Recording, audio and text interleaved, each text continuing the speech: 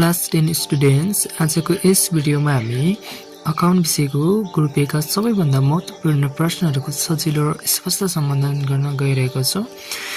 यदि तपाई परीक्षा तयारी गर्दै हुनुहुन्छ भने यो भिडियो तपाईका लागि निकै उपयोगी हुन सक्छ। त्यसैले भिडियो अन्त्यसम्म हेर्न नबिर्सनुहोस्, किनकि यहाँ सोधिने सम्भावना प्रश्नहरूको छोटो र सही उत्तर समावेश गरिएको छ। हुन्छ, हामी समय खेर नपाली प्रश्नतिर जानेछौँ। प्रश्न नम्बर 1 मा रहेको छ, निर्णयसँग सम्बन्धित कुनै दुई कार्यले कार्यविधिको नाम लेख्नुहोस्। दुई कार्यले कार्यविधिको नाम यस प्रकार रहेको छ, टिप्पणी र आदेश। प्रश्न नम्बर 2 मा नेपाल राष्ट्र बैंकको स्थापना कहिले भएको हो? नेपाल राष्ट्र बैंकको स्थापना विक्रम सम्वत 2013 वैशाख 14 गते भएको हो। अप्रत्यक्ष कर भनेको के हो? अप्रत्यक्ष कर भन्नाले वस्तु वा सेवामा लगाइने र उपभोक्ताले अप्रत्यक्ष रूपमा तिर्ने करलाई अप्रत्यक्ष कर भनिन्छ। प्रश्न नम्बर 4 मा वर्षको अन्त्यमा भुक्तान गर्न बाँकी तलब खर्चलाई अन्तिम खातामा कसरी अभिलेख गरिन्छ? दायित्वको रूपमा देखाइन्छ। प्रश्न नम्बर 5 मा केन्द्रीय स्तरको लेखा प्रयोग गर्ने कुनै दुई सरकारी कार्यालयको नाम लेख्नुहोस्। केन्द्रीय स्तरको लेखा प्रयोग गर्ने कुनै दुई सरकारी कार्यालयको नाम यस प्रकार रहेको छ, अर्थ मन्त्रालय, महालेखा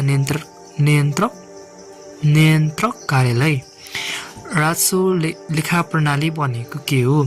राजस्व लेखा प्रणाली भन्नाले सरकारी राजस्वको प्राप्ति, अभिलेखन र प्रतिवेदन गर्ने प्रणालीलाई राजस्व लेखा प्रणाली भनिन्छ। जिन्सी संस्थाको कुनै दुई महत्त्व लेख्नुहोस्। जिन्सी संस्थाको कुनै दुई महत्त्वहरू यस प्रकार रहेको छ। जिन्सी सामानको नियन्त्रण गर्न सहयोग गर्छ, सामानको मौजत सम्बन्धी जानकारी उपलब्ध गराउँछ, धरौती रकम नगदमा प्राप्तकर्ताको गोसरा भौचरको नमुना देखाउनुहोस्। गोसरा भौचरको नमुना यस प्रकार रहेको छ, तपाईहरुले यो हेर्न सक्नुहुनेछ र बुझ्न सक्नुहुनेछ। हामी प्रश्न नम्बर 9 मा जानेछौँ।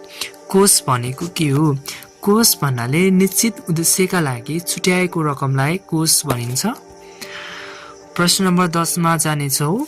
नेपालको सर्वोच्च लेखा परीक्षण निकाय कुन हो? नेपालको सर्वोच्च लेखा परीक्षण निकाय महालेखा परीक्षकको कार्यालय हो।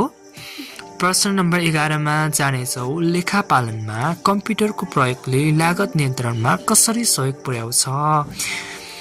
लेखापालनमा कम्प्युटरको प्रयोगले लागत नियन्त्रणमा छिटो र सही लागत विवरण उपलब्ध गराई लागत नियन्त्रणमा सहयोग पुर्याउँछ।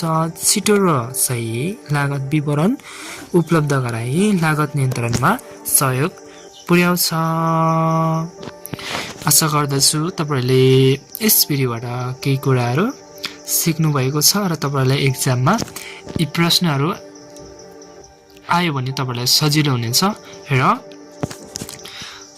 यसबाट 100% मा 50% चाहिँ आउँछ। राम्रोसँग प्रिपेयर गरेर जानु होला।